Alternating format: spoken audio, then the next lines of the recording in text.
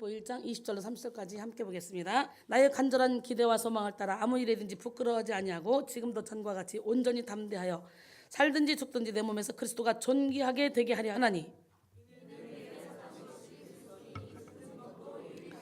그러나 만일 육신으로 사는 이것이 내 일의 열매일진데 무엇을 택해야 하는지 나는 알지 못하노라.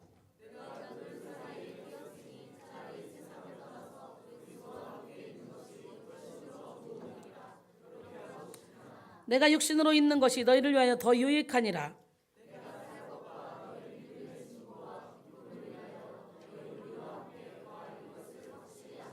내가 다시 너희와 같이 있으므로 그리스도 예수 안에서 너희 자랑이 나로 말미암아 풍성하게 하려 함이라.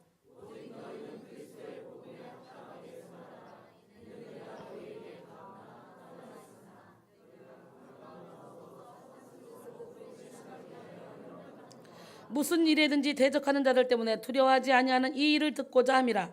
이것이 그들에게는 멸망의 증거요 너희에게는 구원의 증거니 이는 하나님께로부터 난 것이라.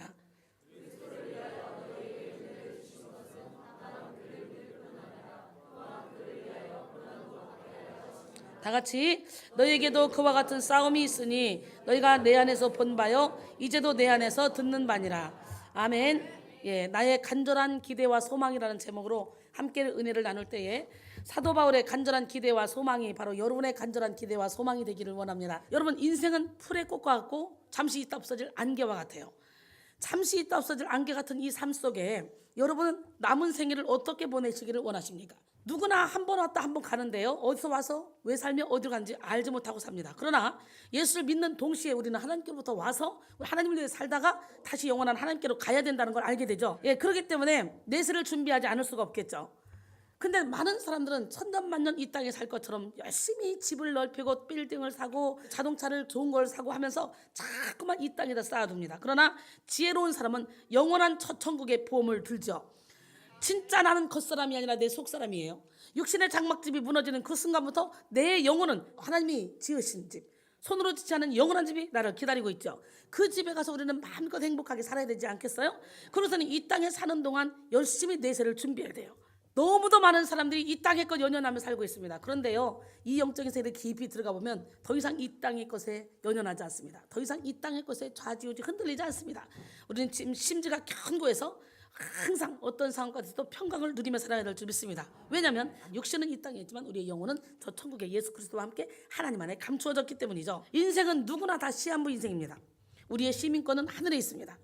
육의 몸이 있을 때 영의 몸도 있기 때문에 육의 몸이 있을 때 열심히 영의 몸을 살쪄야 되겠죠. 살전 5장 23절에 보니까 평강의 하나님이 친히 너희로 온전하게 하시고 거룩하게 하시며 또 너희의 온 영과 혼과 몸이 주 예수 그리스도에서 나타나실 때에 흠없게 보존되기를 원하노라. 난 여러분 모두가 여러분의 속사람인 몸이 흠없게 보존되기를 원합니다.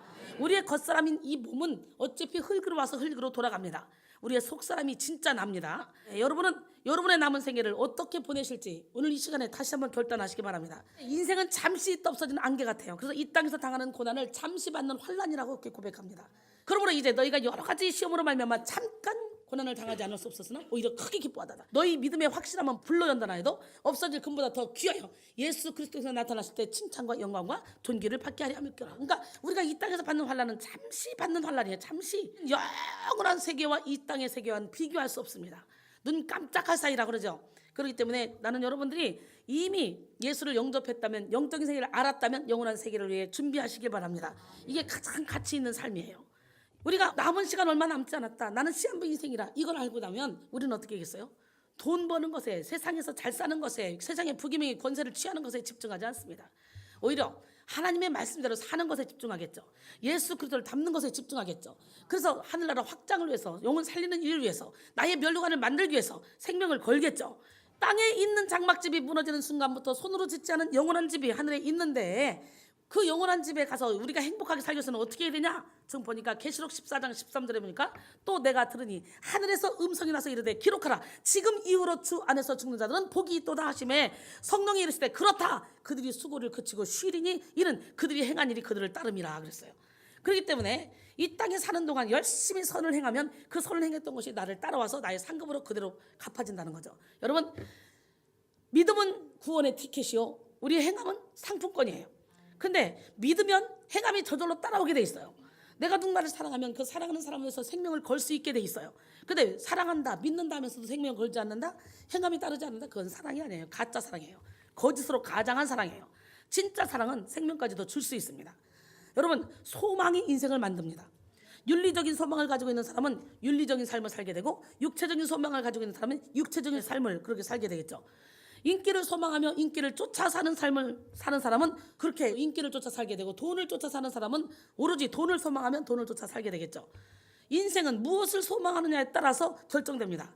그렇기 때문에 우리는 영적인 것을 소망하며 살아야 영적인 것을 쫓아 살아갈 수 있어요. 날마다 천국을 소망하며 날마다 천국을 예비하는 삶을 사는 지혜로운 성도가 되기를 원합니다.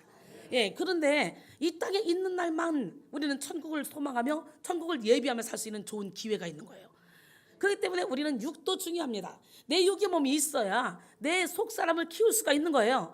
육의 몸이 무너지는 순간부터 내 속사람은 장애인이든 말라 비비틀어졌든 관계없이 천국으로 가든지 지옥으로 가든지 가는 거예요. 육의 몸이 있을 때 속사람을 막 살찌워야 되는 거예요. 그래서 육은 무익하고 영은 선하다라고 하는 영지주의자들, 이 문제가 있는 거예요. 그러나 우리는 육만 살찌우면 안 되는 거예요. 겉과 속이 같은 사람이 돼야 되고, 우리는 영을 살찌워야 돼. 진짜 나는 내 속사람이기 때문에. 그래서 내가 육을 보호해야 되는 이유는 영을 잘 보관하기 위해서죠. 보물을 담은 그릇도 소중하잖아요. 보물이 깨지면 그 보물을 담을 수가 없으니까. 우리 하나님, 멋쟁이 하나님, 기적의 하나님은 오늘 이 시간에 말씀하셔요. 네 육의 몸이 있을 때, 영의 몸도 있기 때문에 육의 몸이 있을 때 열심히 영의 몸을 살찌워라. 아멘. 그래서 영성으로는 뭡니까? 철저히 육의 몸이 있을 때 나는 죽고 예수로 사는 것, 영의 몸을 살찌우는 것입니다. 예수로 가득 채우는 것입니다. 나폴레옹은 이 세상은 꿈과 환상을 가진 사람에 의해서 만들어진다, 이렇게 말했습니다. 사람은 소망하는 대로, 기대하는 대로 살게 됩니다. 아브라함 링컨은 16살 때 뉴올리언즈에 가서 시가지 구경을 하던 중에 노예의 시장에서 자기와 나이가 비슷한 그런 흑인 소녀가 팔려가는 것을 보게 됩니다. 흑인 노예 제도를 폐지하는 대통령이 되는 그런 꿈을 꿨어요. 결국 그는 대통령이 됐죠. 그리고 노예 제도를 폐지했어요. 노예 해방을 이루었어요. 꿈꾸는 대로 됩니다. 여러분은 무엇을 꿈꾸고 계십니까? 발명한 에디슨은 인간이 사용하기에 편리한 기구를 만들어 보겠다는 그런 꿈을 가지고 열심히 노력한 결과 1000여 가지의 발명품을 만들어냈습니다. 성경이 말하는 소망과 세상이 말하는 소망은요, 하늘과 땅처럼 크게 다릅니다. 성경이 말하는 소망은 야망이나 욕망과는 다른 것입니다. 세상 사람들은 자신이 원하는 것을 소망이라고 하지만 하나님의 뜻에 합하지 않으면 성경은 그것을 육신의 정욕, 안목의 정욕, 이생의 자랑이라고 표현합니다. 여러분, 욥의 소원은 무엇입니까? 하나님과 마주 대면해서 자신을 변론하는 것이었어요. 하나님, 내가 무엇이 잘못했습니까? 하나님, 그리고 자기의 의의를 하나님 앞에 막 드러내는 것이 욥의 소원이었어요. 그래서 하나님을 만나려고 몸부림을 칩니다. 안타까워합니다. 그러나 이 한 가닥 믿음은 잃지 않습니다. 10절에 보니까 그러나 내가 가는 길을 그가 아시나니 그가 나를 단련하신 후에는 내가 순금같이 되어 나오리라. 할렐루야. 아브라함의 소원은 자식을 하나 얻는 것이었습니다. 야곱의 소원은 형과 자신의 처지가 바뀌는 것이었습니다. 내가 장자였으면 좋았겠다. 결국은 장자권을 빼앗잖아요. 축복권도 빼앗잖아요. 요셉의 형제들의 소원은 저 꼴배는 요셉, 아버지한테 이간질하는 요셉, 저 인간만 없어졌으면 좋겠다, 이거였습니다. 그래서 죽이고자 모의했잖아요. 유대인들의 소원은 예수님의 자신들의 왕이 되어 살기 좋은 나라가 되게 만들어주기를 원했습니다. 당시 종교 지도자들의 소원은 또 뭐였냐? 예수님을 죽이는 것이 소원이었어요. 제자들의 소원은 예수님 덕분에 더 큰 자가 되는 것이 소원이었습니다. 하나님은 이들의 소원을 소망이라고 말하지 않으셨습니다. 참된 소망은 하나님의 뜻으로부터 시작합니다. 우리가 하나님의 뜻을 우리의 소망으로 삼으면 우리는 하나님의 소망이 됩니다. 우리는 굳건하게 하나님의 뜻을 붙잡고 소망해야 됩니다. 이런 소망의 굳건함은 인생의 저력을 만들어내죠. 소망이 인생의 자세를 결정짓는 것입니다. 가지고 있는 기대와 소망이 굳건한 사람은 삶의 과정에서 역경과 여러 가지 장애가 있어도 그 굳건한 기대와 소망으로 많은 역경과 어려움을 이겨냅니다. 그래서 승리로 삶을 이끌어가죠. 그러나 기대와 소망을 가지고 있다고는 하나 그 기대와 소망에 대해 가져도 그만, 안 가져도 그만이라고 생각하며 사는 사람은 삶의 역경과 장애가 오게 되면 쉽게 포기합니다. 그러기에 우리가 갖고 있어야 될 기대와 소망의 내용이 신앙적이고 그리고 하나님의 뜻에 맞는 것인지를 잘 살펴야 됩니다. 그리고 그 기대와 소망이 하나님의 뜻에 맞는 신앙의 내용에 합당한 것이라면 어떤 상황에서도 그것이 흔들리지 않도록 굳건하게 붙잡아야 됩니다. 영원한 소망을 가져야 되고 굳건한 소망을 가져야 됩니다. 저는 하나님이 제게 주신 기대와 소망을 강하게 붙잡고 있습니다. 그것은 뭐냐? 기도원의 300용사 같은 용사 700명을 세워서 성전 700개를 세워서 온 세계를 물이 바다 덮음같이 여호와의 영광으로 다 덮는 겁니다. 이 사명은 저에게 열정과 활력을 불어넣어 줍니다. 그래서 저는 이렇게 영혼 살리는 일에 제 생명을 다 바치고 있죠. 눈앞에 보이는 유익을 쫓는 것이 아니라 성령께서 인도하시는 대로 영혼을 살리고 참된 주의 종을 양성하기 위해서 달려가고 있습니다. 때때로 육신이 지치고 어려움이 찾아올 때가 있습니다. 저는 하나님이 제게 주신 기대와 소망을 굳게 붙잡고 있습니다. 하나님은 반드시 차고 넘치는 은혜를 부으셔서 저에게 주신 소망을 이루어 주실 것입니다. 저를 통해, 우리 영혼의 샘 선교센터를 통해, 백성교회를 통해, 여러분을 통해 하나님의 마음에 합한 자들이 우뚝우뚝 세워질 것이며 수많은 영혼들이 살아나 하나님을 찬양할 것입니다. 다시 한번 우리 백성교회에 성령의 불이 타오르고 기쁨과 환희가 넘쳐나게 되기를 원합니다. 다시 한번 분란이 없고 우리가 서로가 하나가 되어 사랑으로 품는 교회가 되기를 원합니다.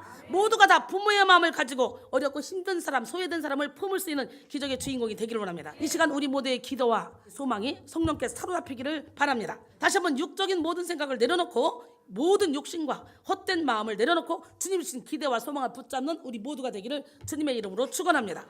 오늘 본문을 기록한 사도 바울은요, 자신의 간절한 기대와 소망을 밝히고 있습니다. 바울의 간절한 기대와 소망은 되면 되고 안 되면 안 되고 이런 식의 막연한 기대가 아닙니다. 그의 기대와 소망은 정말 그가 고백한 대로 간절한 기대요, 간절한 소망이에요. 간절한 기대란 헬라어로 아포카라도키안인데요, 이 말은 분리를 의미하는 아포, 전치사와 머리를 의미하는 카라와 주시하다라는 뜻의 도케오, 이 세 단어가 합쳐진 그런 합성어로 목을 길게 빼고 계속해서 열심히 쳐다보는 것, 이렇게 간절히 기대한다, 간절히 바란다. 그것처럼 간절히 바라는 것은 무슨 뜻이냐? 학수고대란 말이 또 한국말로 있잖아요. 이 학수고대란 말은 학의 목처럼 길게 목을 뻗고 간절히 기다린다는 그런 말이에요. 마치 우리 안에 갇혀있는 소가 우리 넘어 펼쳐진 저 푸른 초장을 보고, 그리고 그 푸른 초장에서 마음껏 뛰놀기를 간절하게 그리워하는 듯, 농부가 오랜 가뭄에 무심한 하늘을 쳐다보며 비 오기를 기다리는 듯 그렇게 간절한 마음으로 기다리는 것입니다. 목마른 사슴이 시냇을 찾아 헤매는 듯한 갈급함으로 소망하고 기대하는 것입니다. 이런 사도 바울의 간절한 기대와 소망은 하나님에 대한 약속에 대한 그런 확고한 신앙적 응답이요, 미래로부터 출현한 하나님의 의지입니다. 우리 모두가 사도 바울과 같이 하나님의 약속에 대한 간절한 기대와 소망으로 살아가기를 바랍니다. 하나님이 주신 기대와 소망을 간절한 마음으로 붙잡을 때 하나님은 우리에게 능력을 부어주시고 우리를 통해 새 일을 행하실 줄 믿습니다. 그러면 바울의 간절한 기대와 소망은 무엇일까? 첫째, 그리스도의 영광을 드러내는 것이에요. 먹든지 마시든지 무엇을 하든지 다 하나님의 영광을 위해서 하라고 고린도전서 10장 31절은 말씀하시죠. 필립보 1장 20절에 보니까 나의 간절한 기대와 소망을 따라 아무 일이든지 부끄러워하지 않냐고, 지금도 전과 같이 온전히 담대하여 살든지 죽든지 내 몸에서 그리스도가 존귀하게 되게 하려 함이니. 이 말은 자기는 죽어도 좋고 살아도 좋다 이거야. 다만 예수님만 내 안에서 존귀하게 되면 된다는 거야. 예수님만 영광 받으시면 된다는 고백이에요. 얼마나 멋집니까? 고린도후서 5장 8절로 9절 보니까 우리가 담대하여 원하는 바는 차라리 몸을 떠나 주와 함께 있는 그것이라. 그런즉 우리는 몸으로 있든지 떠나 있든지 주를 기쁘시게 하는 자가 되기를 힘쓰노라 그랬어요. 난 여러분 모두가 다 몸으로 있든지 떠나 있든지 주를 기쁘시게 하는 자가 되기를 소원합니다. 세상을 살아가는 사람들의 유형을 살펴보면 세 가지로 분류할 수 있습니다. 첫 번째 유형은 자기만을 위해 사는 유형이에요. 이런 유형의 사람은 자기가 모든 것의 중심에 있어야만 됩니다. 공부하는 것도 자기만을 위해서, 돈을 버는 것도, 출세하는 것도 자기만을 위해서 삽니다. 그런데 이런 사람은요, 아무리 큰 부자가 되고 높은 지위에 오르고 개인적 성공을 이루었다 할지라도 결코 역사의 주인공은 되지 못합니다. 사람들의 인정을 받지 못합니다. 두 번째 유형은 이웃을 위해 사는 사람이에요. 이런 유형의 사람은요, 이웃을 위해 울 줄도 알고 희생할 줄도 압니다. 공부하는 것도, 자신의 출세도, 부귀명예 권세 얻기 위한 것도 다 남에게 유익을 주기 위한 거, 돈을 버는 것도 자기의 영광을 넘어서 이웃에게 봉사하려고 돈을 법니다. 그래서 이런 사람은 이 땅의 역사에 큰 공헌을 하고 이웃에게 존경받고 사랑받는 존재가 되는 거죠. 여러분은 나만을 위한 삶입니까? 아니면 이웃을 위한 삶입니까? 근데 세 번째 유형이 있어요. 이 유형은 하나님을 위해 사는 유형이에요. 우리는 하나님을 위해 살아야 돼요. 우리가 아무리 이웃을 위해 살아도 그 안에 예수 그리스도가 없다면 그거는 내 의일 뿐, 하나님과는 관계가 없어. 상급이 쌓아지잖아. 예수 안에서 이웃을 위해 사랑해야 돼요. 이런 유형의 사람이 갖고 있는 인생의 꿈은 뭐냐? 하나님의 영광입니다. 하나님께 영광 돌리기 위한 삶이죠. 그래서 이런 사람은 하나님의 영광을 위해 열심히 공부하고 열심히 돈도 벌고 열심히 자신을 가꿉니다. 그리고 그렇게 자신을 가꾼 능력으로 하나님의 영광을 위해 살고 이웃을 사랑하고 교회를 섬기고 그리고 자신에게 맡겨진 사명도 잘 감당하게 되죠. 기적의 하나님은 살아계신데 나는 여러분 모두가 다 하나님의 영광을 위해서 살기로 합니다. 그래서 이 땅의 역사에서도 주인공이 되고 하나님의 역사에서도 주인공이 돼야 돼요. 우리는 먹든지 마시든지 무엇을 하든지 하나님의 영광을 위해 살아야 되는데, 하나님을 위해 인생을 산다는 것은 그리스도가 존귀하게 되게 하는 일을 위해서 인생을 산다는 것과 같은 말이죠. 오직 하나님께 영광을 돌리며 그리스도를 존귀하게 하는 인생을 사는 우리 모두가 될 때 우리는 이 땅에서도 천국을 누리며 신바람 나는 삶을 살게 됩니다. 종교개혁자들의 표어는 오직 하나님께 영광이었습니다. 하나님께 영광을 돌리는 것이 인간의 본분입니다. 하나님께 돌릴 영광을 가로채는 인생은 마귀와 같은 인생이에요. 본래 천사 루시퍼는 하나님의 모든 피조물들 가운데 가장 높고 가장 아름답고 가장 힘있고 가장 현명한 자리를 차지하고 있었습니다. 에스겔 28장 13절에 보니까 내가 옛적에 하나님의 동산 에덴에 있어서 각종 보석 곧 홍보석과 황보석과 금광석과 황옥과 홍마누와 청옥과 청보석과 남보석과 홍옥과 황금으로 단장하였음이며 내가 지음을 받던 날에 너를 위하여 소고와 비파가 준비되었도다. 이렇게 아름답게 창조되었던 루시퍼가 어느 순간부터인가 하나님께만 드려야 될 그 영광을 가로채기 시작합니다. 도적질하기 시작해요. 그리고 자신을 위한 예배로 취했습니다. 교만해진 사탄은 하나님을 몰아내고 자신이 하나님의 자리를 차지하려고 시도했습니다. 그러다가 가장 비참한 존재가 되었습니다. 교만은 하나님보다 자기 자신을 높이는 마음이에요. 하나님께 돌릴 영광을 자신이 취하는 것이 교만입니다. 하나님은 교만을 가장 싫어합니다. 하나님은 그러나 더욱 큰 은혜를 주시나니 그러므로 이랬을 때 하나님이 교만한 자를 물리치시고 겸손한 자에게 은혜를 주신다 했어요. 그럼 우리는 하나님 앞에서의 자기 한계를 발견하고 하나님을 신뢰하는 가운데 더욱더 큰 은혜를 사모함으로 교만을 경계해야 될 줄로 믿습니다. 하나님이 기뻐하지 않는 행동이 여러분에게 무엇이 있는지 깨달아져야 되는데 문제는 깨닫지 못한다는 거예요. 여러분, 깨닫는 것이 은혜입니다. 사람들이 막 문제를 일으켜놓고 쭉 대화를 들어보면 각자 자기가 맞아요. 각자 자기가 맞아. 그리고 이 문제가 왜 이렇게까지 불거졌는지 이걸 깨닫지 못해요. 그러니까 억울하기만 한 거예요. 각자 억울한 거예요. 그래서 여러분, 오늘 이 시간에 하나님, 나를 살피사 내 마음을 아시며 나를 시험하사 내 뜻을 아옵소서. 내게 무슨 악한 행위가 있나 보시고 나를 영원한 길로 인도하소서. 그리고 모든 사람을 주님의 사랑으로 품을 수 있게 도와주소서. 매일 여기서 훈련받으면서 내가 예수 안에 있으면 환난이나 공고나 박해나 위험이나 기근이나 적신이나 칼이나 더더구나 사망이나 생명이나 천사들이나 권세자들이나 현재일이나 장래일이나 능력이나 높음이나 기쁨이나 다른 어떤 피조물도 우리를 그래서 사랑해서 끊을 수 없다고 이렇게 고백하면서도 우리는 아무것도 아닌 일에 넘어지고 자빠지고 시시때때로 넘어집니다. 난 여러분 모두가 다 이 세상에 혈과 육의 싸움을 하지 않고 오직 공중권세를 잡은 악한 영과 싸우기를 원합니다. 누군가가 여러분을 괴롭히면 그 사람이 괴롭히는 것이 아니라 그 사람 배후에서 역사하는 어둠의 영이 여러분을 넘어뜨리려 간다 생각하고 잠언 16장 4절에 보니까 악인도 악한 날에 적당히 지으셨대요. 왜? 하나님이 쓰시려고. 그렇기 때문에 나를 훈련시키는 과정 속에 저 사람을 쓰시는구나 이렇게 생각하시고, 하나님, 나는 아닌 것 같은데 저 사람이 나한테 잘못됐다 그러네요. 이 잘못된 것이 뭔지 내가 깨닫게 도와주세요. 그리고 회개하고 기도하다 보면 깨달아지는 역사가 일어나. 근데 나는 아니야. 그리고 틀을 딱 박혀서 그 안에 들어가서 나는 억울해. 이 생각만 하면 절대로 깨달아지지 않습니다. 사탄이가 싹 붙잡고 깨닫지 못하게 만들기 때문에 오늘 이 시간에 우리는 용서하지 못할 사람이 없고 용서하지 못할 환경이 없다는 걸 깨달아야 돼요. 예수 안에 있으면. 예수님은 당신을 십자가에 못 박혀 죽인 자까지 용서하고 사랑하셨잖아요. 할렐루야. 우리는 오직 그리스도를 존귀하게 높여드리는 삶을 살아야 됩니다. 예수보다 자기 의가 앞서면 구원에 이를 수 없어요. 유대인들이 그랬습니다. 이 세상에 유대인들처럼 하나님께 대하여 열심히 그렇게 특심인 사람도 아마 없을 것입니다. 유대인들 중에서도 바리새인들의 열심은 우리의 상상을 초월해요. 그런데 놀라운 일은 그와 같은 유대인들과 바리새인들이 정작 구원은 얻지 못했다는 것이죠. 왜 하나님과 하나님의 말씀에 대하여 그처럼 열심히 했던 자들이 정작 구원을 받지 못했을까? 로마서 10장 2절로 3절 보니까 그들이 구원을 받지 못한 것은 그들이 하나님의 의를 드러내기보다는 자기의 의를 드러내려고 했기 때문이라는 거예요. 인간의 의가 얼마나 보잘것없는 것입니까? 그렇게 보잘것없는 자기 의를 드러내려고 했으니 어찌 구원을 받을 수 있었겠습니까? 오라토리오 천지창조를 작곡한 하이든이 죽기 1년 전 천지창조를 연주하고 있는 비엔나의 홀에 휠체어를 타고 나타났습니다. 그러자 오케스트라와 코러스가 더욱더 힘있게 연주하고 청중들은 열광적으로 그를 환영했습니다. 그러자 그는 늙고 힘없는 몸으로 일어서서 힘없는 손을 높이 쳐들고 아니요, 아니요, 저 노래는 내게서 나온 것이 아니요, 저 위로부터, 저 하나님께로부터 온 것입니다. 그렇게 외치고는 휠체어에 힘없이 주저앉았어요. 그리고 나갔어요. 하이든이 하나님께 돌아갈 영광이 혹시라도 자기에게 돌아올까 봐 겁이 났던 거죠. 그래서 손을 들고 아니요, 아니요라고 외쳤던 거예요. 우리는 사람의 칭찬과 영광을 너무너무 좋아한 나머지 하나님께 돌아갈 영광을 가로챌 때가 참 많이 있죠. 이런 무서운 죄를 범하지 말아야 돼요. 사람은 누구나 남에게 인정받고 칭찬을 듣고 싶어하는 강한 본능을 가지고 있습니다. 그러나 예수님은 사람으로부터 칭찬과 영광을 받으려고 하지 말고 하나님께 인정을 받고 하나님이 주시는 영광과 칭찬을 받도록 하라고 말씀하고 계신 거예요. 오늘 이 시간에 여러분 스스로 칭찬하는 게 아니라 주님이 여러분을 칭찬하도록 여러분이 올바른 삶을 살기를 원합니다. 예수님은 마지막 심판날에 주의 이름으로 천자 노릇하고 귀신을 쫓아내고 많은 권능을 행한 그런 사람 중에도 구원을 얻지 못할 사람이 있다고 말씀하신 적이 있죠. 하나님의 의를 드러내지 않고 자기의 영광과 의를 드러내고 하는 자는 하나님과 상관없는 사람이라고 말합니다. 율법을 아무리 열심히 지켜도 소용없습니다. 아무리 열심히 교회를 섬기고 봉사해도 소용없습니다. 자기의 의를 위해서가 아니라 하나님의 영광을 위해서 하는 모든 일만 하나님께 상달됩니다. 자기를 드러내기 위해서 열심히 충성하고 봉사하고 헌신하고 예물을 드린다면 그것은 구원받을 수 있는 믿음이 아닙니다. 우리 모두 바울처럼 오직 그리스도의 영광을 드러내는 간절한 기대와 소망을 가집시다. 그 다음에 바울의 간절한 기대와 소망은 그리스도와 함께 죽는 것입니다.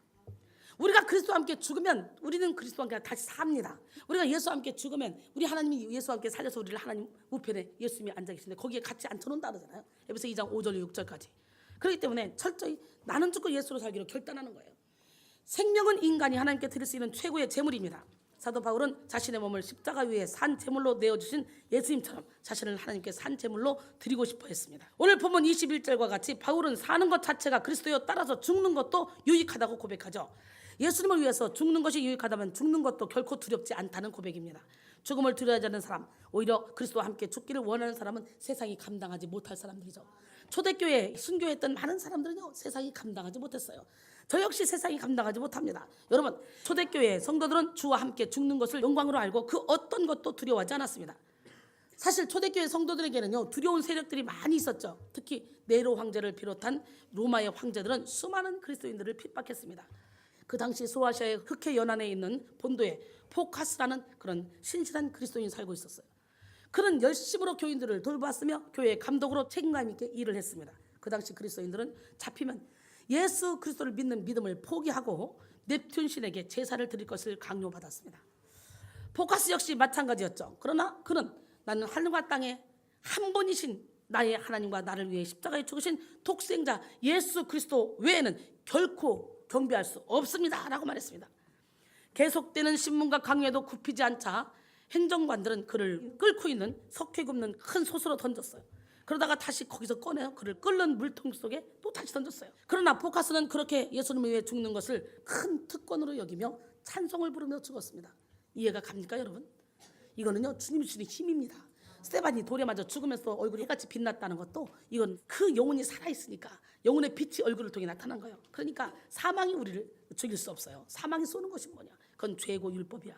여러분, 죄가 예수 이름으로 다 벗어지고 나면 우리는 어떤 상황까지도 자유할 수 있고 하나님 주시는 힘으로 능히 이렇게 끓는 석회 굽는 큰 솥 속으로 던져져도 물 속으로 던져져도 하나님을 찬양할 수 있고 결국은 기쁘게 순교할 수 있게 될 줄 믿습니다. 초대교회 성도들은 예수님 외에는 그 어떤 권세나 위협에도 굴복하지 않았습니다. 예수와 함께 죽는 것을 원하는 사람은 세상이 감당 못할 담대함을 소유하게 됩니다. 그리고 최선을 다해 열정적으로 주님이 맡겨주신 사명을 감당하는 일에 충성을 다하게 됩니다. 그런데 여러분이 어린아이 신앙으로 아주 자존심을 자꾸 부리니까 아무것도 아닌 일에 넘어지고 자빠지고 쓰러지는 거예요. 여러분이 예수를 믿을 수 있고 예수 안에서 살 수 있다는 것 자체만으로도 우리는 너무너무 큰 축복을 받았고 너무너무 큰 많은 용서를 받은 사람들이, 그러니까 용서하지 못할 사람은 하나도 없는 거예요. 사랑하는 성도 여러분, 지금 바울의 형편을 한번 보십시오. 본문을 집필할 당시 그는 감옥에 갇힌 채 불길한 죽음을 예감하고 있었습니다. 나이도 60세에 접어들었어요. 몸에는 여전히 고통스러운 가시가 있어서 통증에 시달려야 했습니다. 그런데 그는 감옥에 앉아 있으면서도 자기가 개척한 빌립보 교회 성도들에게 열심히 편지를 쓰고 있습니다. 변변한 종이나 볼펜이 있던 시절도 아닌데 장문의 편지를 썼어요. 오늘 본문이 포함된 빌립보서에서는 바울이 기뻐하라고 호소한 기쁨의 외침이 9번이나 등장합니다. 도대체 그 기쁨이 어디서 나옵니까? 바울의 기쁨과 능력은 하나님으로부터 받은 그 사랑과 은혜를 알기 때문에 예수와 함께 죽는 것을 소망하는 마음에서 솟구치는 기쁨이었어요. 바울의 간절한 기대와 소망은 성도들의 성숙을 보는 거였어요. 할렐루야. 저 역시 마찬가지예요. 여러분 모두가 다 성숙해지기를 원합니다. 바울은 본문 23절을 통해서 보아할 수 있듯이 세상에 있는 것보다 그리스도와 함께 있는 것이 더 좋은 일이라고 여기는 사람이었어요. 그러나 그는 성도들의 영적 성숙, 영적 진보를 위해서 육신으로 머무르는 것이 더 낫다고 말한 것뿐이지 자기는 빨리 육신의 옷을 벗고 예수님과 함께 거하는 것이 더 행복하다고 이렇게 말했습니다. 다시 말해 그리스도와 함께 죽기를 기대하고 소망했던 사도 바울이 조금 더 살기를 원했던 것은 자신을 위해서가 아니라 성도의 유익을 위해서라는 거죠. 오직 자기 자신을 위해 살아가는 말세의 사람들의 모습과는 완전히 다른 모습이죠. 예수의 사람은 자신을 위해 살지 않습니다.